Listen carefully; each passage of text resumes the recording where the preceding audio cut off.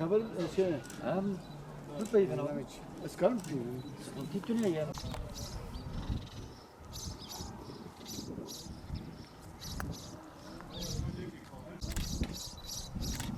Kurmancı tuzanı, Türkü tuzanı. Orada ki ne oldu? Malawi avay.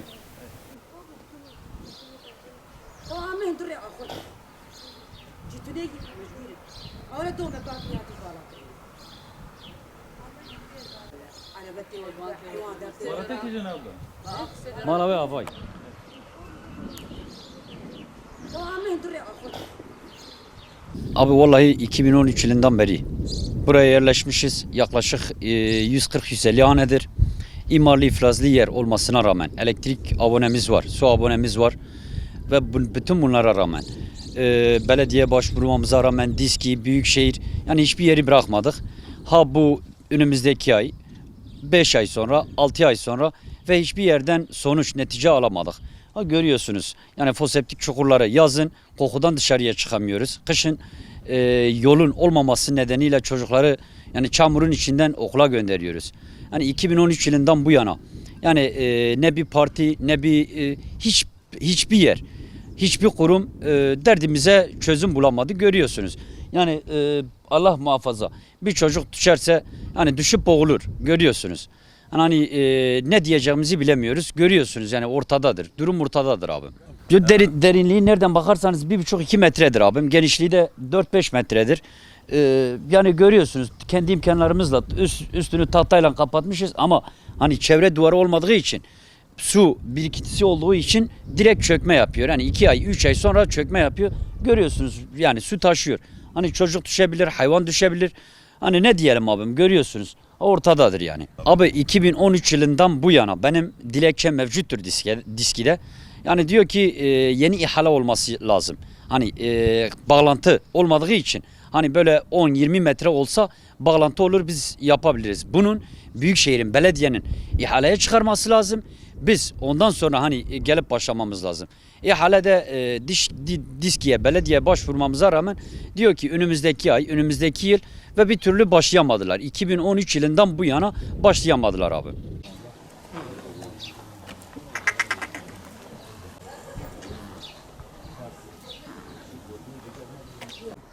Abi dün değil evvelsi gün saat akşamın 5'inde keçi kayboldu. Hani dün de saydık. Dün öğlenleyin de orman hani yaydığımız yere baktık. Keçiyi bulamadık. Bu sabah saat 5'te bizim komşumuz. Demin fotoğrafını çektiğimiz o foseptik çukuru. Başı açık olan. Dün değil evvelsi günden beri bu keçi foseptik çukurun içine düşmüş. Yani nereden bakarsanız 24-25 saat geçmesine rağmen bak keçi ayakta duramıyor. Hani keçi hani bu Allah korusun keçi değil de çocuk da olabilirdi. Hani bunun sorumlusu kimdir? Hani kime ne yapacağız yani? Sorname çiye? Sorname televizyonu metünü. Am bina ganimir. Ava ame biravi mkriye hundre ahore xo. Gade mete or be çu. Hayvan te or be arabe te or be. Wala hina perişan buna. Vi havi ne tuaye. Am rezil buna. Jbina gani jbina çikem am de kaydana derkev derbe. Wala hiya ava ma ava tedwi ava dertli. شو هذا قش راستا ده الركن قش ور بيا في محلا دورة سد مالية أم قش في حالي ده سدو بينجي سد مالية هي أم في حالي باي چند سالة ما يا ماتن بلي باي 14 سالة ما يبدأ أبي حالي ده يا ويا هاي نابا ولا مبريشان بونه تاليكاوي بيرا ور بفي شوق إيه بفتسن نافي بيس لغي ور بفي فتسن تي ور بفي جوا قش سروان فاكرين قش شيكن ما ويا هاي نابنكي ولا مرزيل بو ام دهر ويري ام دبي وري دبي اري دبي تمام وناي بل بيس جارس اس خو تشومي سر اي حياه ام بزنجي اتشومه دريجي اتشوم جير قوتي دبي تمام دبي سبت شو مروكي هافي تا خبري عاتي جار بكر هات لي نريقو تمام بمي ورشيكي هاتن ولا هاتن لي نريقو امي تشيكي توبه تشي نكرن يعني كزبرشها مجير قو أسروا الناس بناقرم قو تشينك أسروا وبناقرم ولا مجير قوتن تقول عتو شرط كبك تشيناكن ها يعني رزيل بنا ما في هاي مدبه دبز دبزنا جابو حرقه وش بيزلقي وشي كم دكانه دبا هذيش كلمه شو بينا غنيم دكانه وهيل كيفا بيرانا هيل كيفا تشكانا ما ولا ناب وني دبه ام هر جاره تي والا دك دورا مليار فرقي والا كرنا ويد مدسينه مليار كي زياده جبل بي از باش دزانم اري ما قاوني دبه حقي خد السين حقي افا حقي جيران حقي تشتغل سين ما باجنا اتشيكه باجنا حقه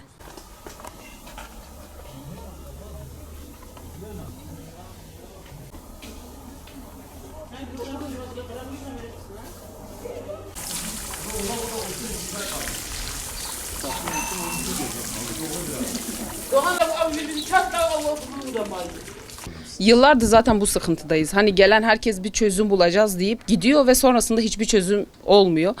Yani gördüğünüz gibi gerçekten artık mesela kışın en azından diyoruz rahatlayacağız. Kışın biz bu kış çamurla bu tarafa gidemedik bu odunla. Bir de bu gelen su temiz su olduğu zaman da sıkıntı olmaz. Ama kirli su. Biz bu çamurun ortasında inanın normal bir terlikle ayakkabıyla gidip gelemiyorduk.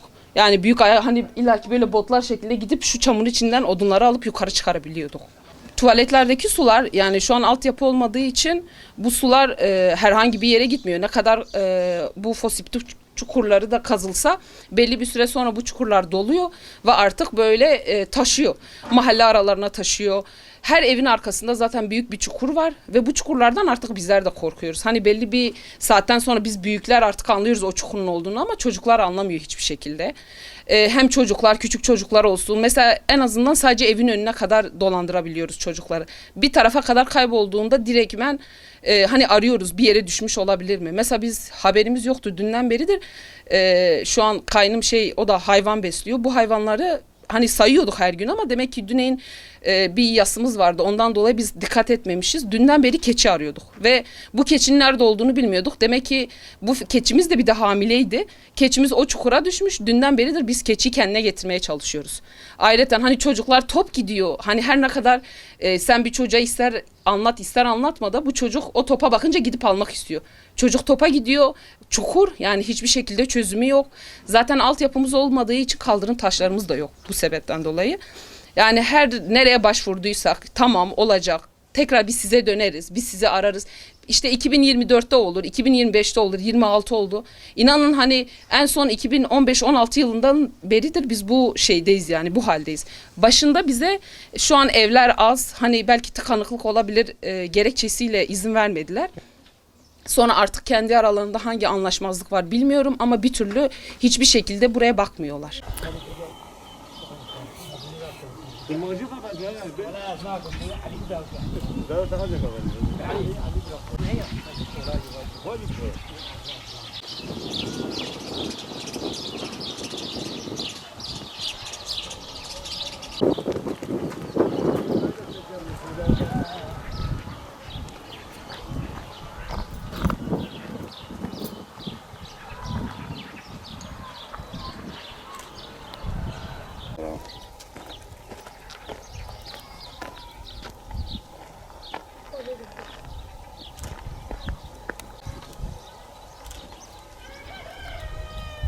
İmkanlarımızı da hatırlatıp getirmişiz. Abi biz burada röportajımızı Tamam abi.